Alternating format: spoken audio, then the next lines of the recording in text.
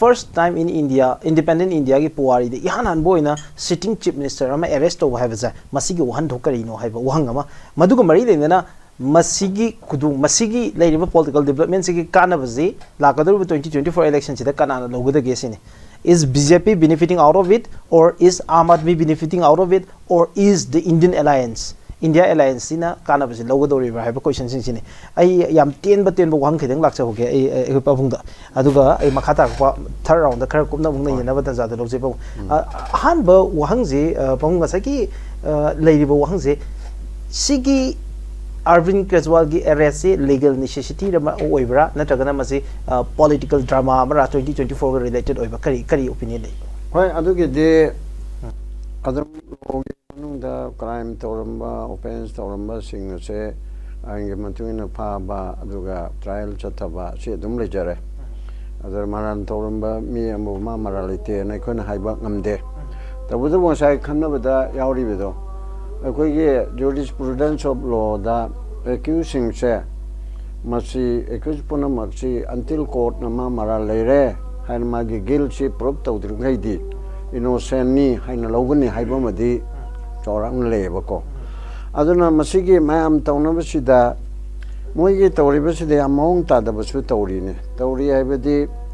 ma phare phabagi lanba chumma do court dum tawjasanu asida ruling party na BJP na haitare masig mo ki wangang loi ching kari sambit patra du patra na chingba mayam sina to ma marale na phari me ma ko budu chape hadro ma je khwai digi corruption da number 1 India ki king pin ni gaina mo na haidu eba adu di masi chu lo da yabra soi de wor de na han jel changna rani asi ki port se India ki sida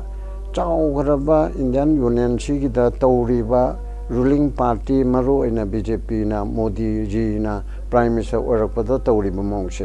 moi ki rival political party ma gi leader ma phare ma ai matung ina tawfum thokpa tabani law will take on its own course kaina leitho oba ko yang chi ma kadai bho na do law na haibu ma inform thokpani haibu do mai na comment tawraga lore ma landana tawrim na tro माजे India पुम्मी की corruption तो quite के number 1 नी कोई ma'am ने दी साधारण प्रजाम छु दिल्ली की ma'am ने दी चीफ मिनिस्टर ओरिब मैम सरकार पाइरी पार्टी पुनमक की क्वाइट की है ना हंथना करगम तोरन तारसु माना क्वाइट की है ना असेंग बनी हाइन लौने बा असेंग मछिंगे मनुंगदा मा मथन तबुदि नते अदुगी जोति बासु करगा सीपीएम लेब ना पाइब खोत खरे है ना सेंग बगी पोट अदु दुम लेरे मैम खनबदा अदु aina certificate pibi abdi nate adumpu adugumba corruption tawrabusu yamna hanthana corruption haibedu nataba mongda tawre hanna lawraba hawda maga se mayamdagi hanthaba khara chumna chatpa mi ama mari leiba adu somna kandadi magi opponent oriba Modi amsu magi BJP leadership ni masi arrogant oina hekta ngakchau thekpa recalcitrant oina udana aduna ni mayam punamakna है लड़ीबा कांग्रेस ले अदु अदा लालू प्रसाद लड़ीबा पुनः मगचिदा Modi government दा अकन बमोंग दा criticism तौबसे मार लड़ी हाइते बमिन प्राइम से ओरे गायना हाइबसी मादम ओयाब खुमबसु ngमगिदे ai हाइ एमएनए गुजरात यूनिवर्सिटी की दिल्ली यूनिवर्सिटी की हाइनसु हाइगिदे कानो मानरु गनोना की तुकचौ ओइना तौबा हाइतारे अदु माइना तौरगा Lakpa पोटनी अदुना ngasai ki hojike hairiba aina ngasa ahan ba thamgibado chief minister ne ba pharip se phanam kan ma lo ora chief minister do lotho odana natraga to allo dana natraga kari no ma ngasai ki sibu soren ge ma chai hemanta soren da tawbudo adege tai da tawbudo chief minister oina pha sibu chungbrana chumme kejriwal do मारा लेरम्बे याय है ना लौर से अब मानसु proof तो जगदम ने बर्दनो proof तो अदो और कुछ से मिन साथी लोग तो उदना फाता याद रहे हरदी गवर्नमेंट ता हायरगा अदो हायर के ईडी ना मा फागा दब ले रे अदो से मिन से लोग तो पियो नत्रगा मा तो के है करिनो म तो हलो अम दि तो गदम ने अब खुदि मक से तो ओके तो वे अब मा दि तो दे अब करिनो मा जो मंगा कली करिना आईदी लांदे अदुना इ तौने ना मागी मोट अमा ꯑꯩꯉꯣꯟꯗ ꯇꯧꯔꯤꯕ ꯆꯥꯔꯖꯁꯤꯡꯁꯦ ꯌꯨꯝꯐꯝ ꯌꯥꯎꯗꯕꯅꯤ ꯄꯣꯂꯤꯇꯤꯀꯦꯜꯂꯤ ꯑꯩꯕꯨ ꯔꯥꯏꯕꯦꯜꯅꯤ ꯍꯥꯏꯗꯅ ꯃꯣꯗꯤꯅ ꯑꯃꯁꯨꯡ ꯑꯃꯤꯠ ꯁꯥꯍꯅ ꯇꯧꯔꯛꯄꯅꯤ ꯑꯗꯨꯅ ꯑꯩ ꯇꯣꯛꯑꯣꯏ ꯀꯅꯥꯅ ꯇꯣꯛꯍꯟꯗꯣꯔꯤꯕ ꯃꯥ ꯇꯣꯛꯍꯟꯒꯦ ꯍꯥꯏꯔꯗꯤ ꯗꯦꯜꯂꯤ ꯒꯣꯔꯃꯦꯟ ꯃꯨꯠꯊꯠꯂꯦ ꯄ꯭ꯔꯁꯤꯗꯦꯟ ꯔꯨꯜ ꯇꯧꯔꯦ ꯍꯥꯏꯗꯅ ꯇꯧꯒꯗꯕꯉꯥꯏ ꯑꯗꯨꯁꯨ ꯏꯔꯥꯏ ꯂꯥꯏꯕ ꯅꯠꯇꯦ ꯑꯣꯄꯣꯖꯤꯁꯟ ꯃꯌꯥꯝ ꯍꯧꯖꯤꯛꯇꯤ ꯀꯦꯖ꯭ꯔꯤꯋꯥꯜꯅ ꯃꯔꯝ ꯑꯣꯏꯗꯅ INDIA ꯏꯟꯗꯤꯌꯥ ꯍꯥꯏꯔꯤꯕ ꯑꯣꯄꯣꯖꯤꯁꯟꯒꯤ ꯐ꯭ꯔꯟꯇꯁꯦ ꯂꯤꯗꯔ ꯀꯅꯥꯅ ꯑꯣꯏꯒꯅꯤ ꯀꯪꯒ꯭ꯔꯦꯁꯅ ꯑꯣꯏꯒꯅꯤ ꯀꯦꯖ꯭ꯔꯤꯋꯥꯜꯅ ꯑꯣꯏꯒꯅꯤ ꯃꯝꯇꯥꯅ ꯑꯣꯏꯒꯅꯤ ꯑꯗꯨꯅ ꯑꯣꯏꯒꯅꯤ ꯑꯗꯥꯅ ꯑꯗꯒꯤꯗꯤ ꯁꯃꯥꯖꯋꯥꯗꯤ ꯄꯥꯔꯇꯤꯁꯨ ꯍꯥꯏꯗꯅ ꯃꯌꯥꯝ ꯑꯃ ꯀ꯭ꯂꯦꯝ ꯇꯧꯅꯕꯗꯣ ꯑꯗꯨꯗ ꯃꯣꯠ ꯃꯥꯟꯅꯗꯕ ꯃꯌꯥꯝꯗꯣ ꯑꯩꯈꯣꯏꯒꯤ ꯁꯤꯠ ꯑꯦꯗꯖꯁꯃꯦꯟꯗ ꯌꯥꯅꯗꯕ ꯃꯌꯥꯝꯗꯣ ꯕꯤꯀꯣꯖ ꯑꯣꯐ ꯀꯦꯖ꯭ꯔꯤꯋꯥꯜ ꯑꯁꯤꯅ ꯃꯔꯝ ꯑꯣꯏꯗꯅ ꯉꯥꯏꯍꯥꯛꯇꯪꯒꯤ ꯑꯣꯏꯔꯣ ꯑꯃꯒꯤ ꯑꯣꯏꯔꯣ ꯃꯌꯥꯝ ꯄꯨꯜꯂꯦꯕ ꯀꯣꯡꯒ꯭ꯔꯦꯁ ꯌꯥꯎꯔꯦ ꯑꯃ ꯌꯥꯎꯔꯦ ꯃꯃꯇꯥ ꯕꯦꯅꯔꯖꯤ ꯌꯥꯎꯕ꯭ꯔꯥ ꯌꯥꯎꯗꯕ꯭ꯔꯥ ꯑꯗꯨꯃ ꯈꯪꯗ꯭ꯔꯤꯀꯣ ꯌꯥꯎꯔꯛꯑꯅꯤ ꯑꯩꯅ ꯃꯌꯥꯝꯁꯤ ꯁꯥꯎꯟ ꯃꯃꯇꯥ ꯕꯦꯅꯔꯖꯤ ꯑꯩꯈꯣꯏꯒꯤ ꯇ꯭ꯋꯤꯇꯔꯗ ꯃꯥꯒꯤ ꯇ꯭ꯋꯤꯠ ꯇꯧꯔꯛꯈ꯭ꯔꯦ ꯑꯗ ꯗꯤꯔꯦꯛ ꯑꯣꯕꯔꯦꯟ ꯇ꯭ꯔꯥꯏꯕꯦꯜ ꯀꯪꯒ꯭ꯔꯦꯁꯀꯤ ꯂꯤꯗꯔ ꯃꯥꯁꯨ ꯃꯥꯒꯤ ꯁ꯭ꯇꯦꯠꯃꯦꯟ ꯐꯣꯡꯗꯣꯛꯈ꯭ꯔꯦ ꯌꯥꯝ ꯀꯟꯅ ꯑꯩꯅ ꯍꯥꯏꯔꯤꯕ ꯊꯧꯗꯣꯛꯁꯦ ꯀ꯭ꯔꯤꯇꯤꯁꯥꯏꯖ ꯇꯧꯈ꯭ꯔꯦ ꯇꯣ ꯑꯗꯨꯗꯤ ꯂꯩꯔꯤꯕ ꯑꯦꯟꯇꯥꯌꯔ ꯑꯣꯄꯣꯖꯤꯁꯟꯁꯦ ꯃꯥꯒꯤ ꯚꯣꯠꯇ ꯀꯔꯤꯗ ꯃꯆꯥ ꯗꯤꯐꯔꯦꯟꯁꯇꯨ ꯂꯩꯕ ꯌꯥꯏ ꯑꯗꯨꯒꯤ ꯄꯣꯠ ꯑꯃ ꯂꯥꯛꯏꯕꯅ ꯉꯁꯥꯏꯒꯤ ꯑꯍꯥꯟꯕ ꯀꯣꯏꯁꯟꯗꯨꯗ ꯃꯁꯤꯅ ꯄꯣꯂꯤꯇꯤꯀꯦꯜꯂꯤ ꯑꯣꯏꯕꯗ ꯀꯔꯤ ꯇꯧꯒꯗꯒꯦ ꯀꯅꯥ ꯍꯦꯟꯅ ꯀꯥꯟꯅꯒꯗꯒꯦ ꯃꯥ ꯐꯥꯖꯤꯜꯂꯒ ꯃꯥꯅ ꯂꯥꯎꯒꯕ ꯈꯣꯡꯒꯗꯕ ꯃꯌꯥꯝ ꯑꯁꯤ ꯊꯤꯡꯉꯝꯅꯤꯅ ꯑꯗꯨꯗꯤ BJPꯅ ꯀꯦꯖ꯭ꯔꯤꯋꯥꯜꯅ ꯌꯦꯠꯀꯗꯧꯕ ꯃꯌꯥꯝꯗꯨ ꯌꯦꯠꯂꯔꯣꯏꯗꯕꯅꯤꯅ ꯄꯕ꯭ꯂꯤꯛ ꯃꯤꯇꯤꯡꯗ ꯉꯥꯡꯉꯔꯣꯏꯗꯕꯅꯤꯅ ꯃꯁꯤꯗꯤ ꯑꯩꯈꯣꯏꯅ ꯊꯣꯏꯔꯅꯤ ꯑꯩꯈꯣꯏꯅ ꯋꯤꯅꯦꯕꯜ ꯄꯣꯖꯤꯁꯟꯗ ꯂꯩꯔꯅꯤ ꯍꯥꯏꯅ ꯈꯜꯂꯝꯕ ꯌꯥꯏꯕ ꯑꯗꯨ ꯑꯣꯏꯗꯧꯕ ꯃꯥꯟꯗ꯭ꯔꯦꯕ ꯑꯩꯒꯤ ꯑꯁꯨꯝꯁꯟꯅꯤꯀꯣ ꯃꯔꯝꯗꯤ ꯗꯦꯜꯂꯤꯁꯨ ꯄꯨꯝꯅꯃꯛ ꯂꯥꯡꯉꯦ ꯒꯨꯖꯔꯥꯠ ꯑꯗꯒꯤ ꯀꯔꯤ ꯖꯝꯃꯨ ꯀꯥꯁꯃꯤꯔ ꯀꯦꯔꯂꯥ ꯑꯗꯒꯤ ꯇꯥꯃꯤꯜ ꯅꯥꯗꯨ ꯑꯗꯒꯤ ꯃꯌꯥꯏꯒꯤ ꯏꯟꯗꯤꯌꯥ ꯑꯗꯒꯤ ꯂꯩꯔꯤꯕ ꯃꯌꯥꯝ ꯑꯁꯦ ꯑꯥꯝ ꯑꯥꯗꯃꯤꯗ ꯅꯠꯇꯅ ꯑꯗꯨꯒꯨꯝꯕ ꯂꯦꯞꯅ ꯀꯟꯕ ꯖꯒꯥ ꯀꯣꯡꯒ꯭ꯔꯦꯁꯅ ꯀꯟꯕ ꯖꯒꯥ ꯑꯗꯨꯒ ꯁꯃꯥꯖꯋꯥꯗꯤꯅ ꯀꯟꯕ ꯖꯒꯥ ꯑꯃꯅ ꯀꯟꯕ ꯖꯒꯥ ꯑꯣꯄꯣꯖꯤꯁꯟ ꯍꯥꯏꯗꯅ BJP ꯅꯠꯇꯕꯒꯤ ꯖꯒꯥꯁꯤꯡꯁꯦ NDAꯒꯤ ꯅꯠꯇꯕ ꯑꯗꯨꯒꯨꯝꯕ ꯃꯥꯏ ꯃꯄꯥꯡꯁꯤꯡꯅ ꯄꯥꯏꯕꯗꯨ ꯅꯠꯇꯕ ꯑꯗꯨꯒꯨꯝꯕꯁꯤꯡꯁꯤꯗ ꯍꯧꯖꯤꯛꯇꯤ ꯌꯥꯝ ꯀꯟꯅ ꯂꯥꯡꯈꯠꯂꯛꯑꯦꯕ ꯂꯥꯡꯈꯠꯂꯛꯏꯕꯁꯦ ꯃꯁꯤ ꯂꯩꯕꯥꯛꯀꯤ ꯂꯣ ꯑꯦꯟ ꯑꯣꯔꯗꯔ ꯑꯗꯨꯒ ꯄꯕ꯭ꯂꯤꯛ ꯑꯣꯔꯗꯔ ꯑꯁꯤꯅꯆꯤꯡꯕ ꯌꯥꯔꯛꯀꯗꯣꯏꯅꯤ ꯑꯗꯨꯅꯆꯤꯡꯕ ꯃꯌꯥꯝꯁꯦ ꯏꯁꯇꯦꯠꯅ ꯀꯟꯇ꯭ꯔꯣꯜ ꯇꯧꯕ ꯉꯝꯗ꯭ꯔꯒꯗꯤ ꯁꯦꯟꯇ꯭ꯔꯦꯜ ꯒꯣꯔꯃꯦꯟꯅ 355 ꯁꯤꯖꯤꯟꯅꯔꯒ ꯅꯠꯇ꯭ꯔꯒ ꯄ꯭ꯔꯁꯤꯗꯦꯟ ꯔꯨꯜ 356 ꯅꯠꯇ꯭ꯔꯒ 352 ꯏꯃꯔꯖꯦꯟꯁꯤ ꯇꯧꯔꯒ ꯇꯧꯕ ꯑꯁꯤꯅꯆꯤꯡꯕꯒꯤ ꯋꯥ ꯂꯥꯛꯀꯗꯣꯏꯅꯦꯕ ꯇꯧꯕꯗꯤ ꯇꯧꯔꯗꯕ ꯌꯥꯏ ꯏꯂꯦꯛꯁꯟꯁꯤ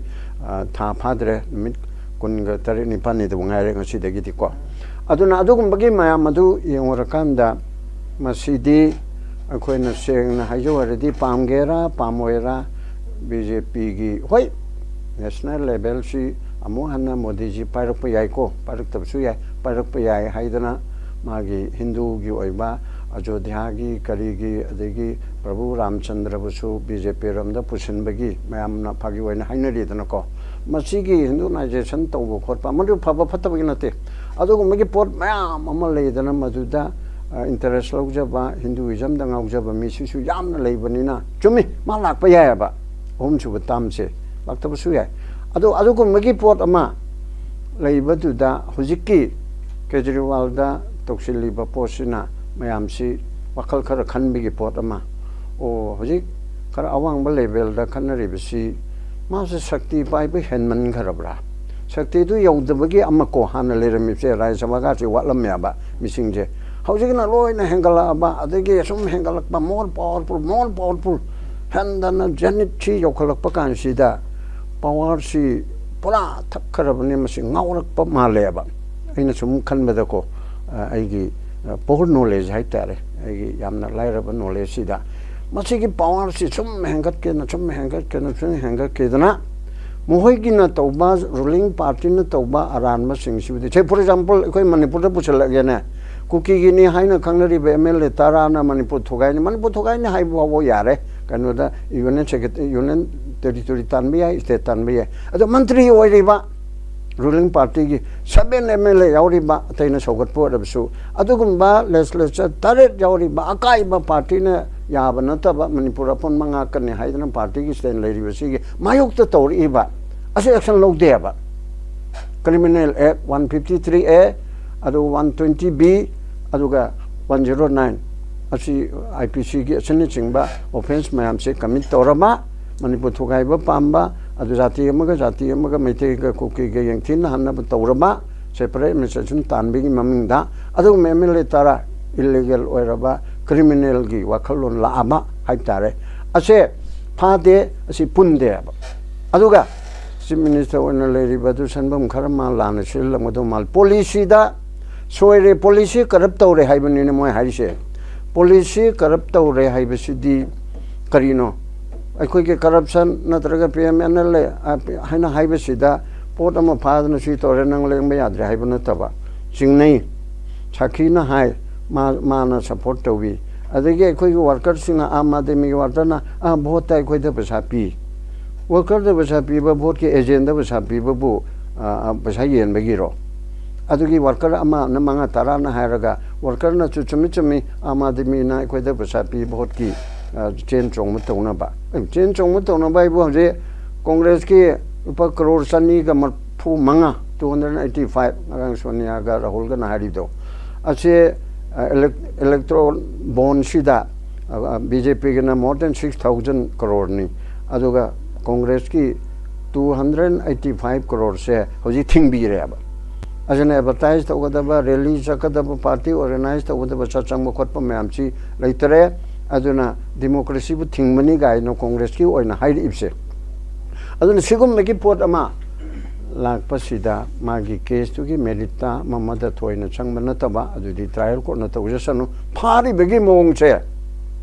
phadr di yadab jala adu ko phage haraga so chief minister ohendana phabadi aigi maroi ba ngachigi kanuna through your channel aina thamningi bedi chief minister oina phabase sai jo hana gare for the first time Prithvi oina prime minister oiba president oibesu oina phabase hoi ko kanodadi army rule di tawiko magi do adu toraga magi prime minister oiba do adu lokthoga Myanmar ge hairo adu lokthoga koina chalaira ma phajille house arrest tore haibidi lei adu nataba democratic government amada chief prime minister oina lepak tu gi president oina even phana chaukataraba South Africa bangba oina phabasi aina lalam gadra aidi hoji phabu yaudri na khalleba ado machi phareba aduna sigi haiba mayam sida kharten hayurna sangdo khidore hoji hairiba sida kanana tongjagani political analyst ti natte adubu my long experience I so birianam su maino na kahaba DRPP gi president oidana 2002 da mate kharako che amani politics yang torami adu kana dre machi takali tre pamdre tolpani adu ge sum orai rakpada sum yangakpada machina phajil laga namdana toraga nampu hapu toraga ai bot loba haiba ama aduga mado che kharigi mamang da di yaram me Bihar da su yarami lalu goi kari goi na gunda nungna toraga tauba di ching da su ji manipur da tauri dana ching da asengba election taubu phangde selection ni aduna dane adu hojikti pangya yar roeba india gi te chaukat pam ching kar kri sing da nampu ha pu toraga BJP bu yalaga akon haidana aduna adu madu yaroi moi da mangjaga ne na khalli tong da bu di yang tare tong di yeng ba tare mangjaga do bu di male hebani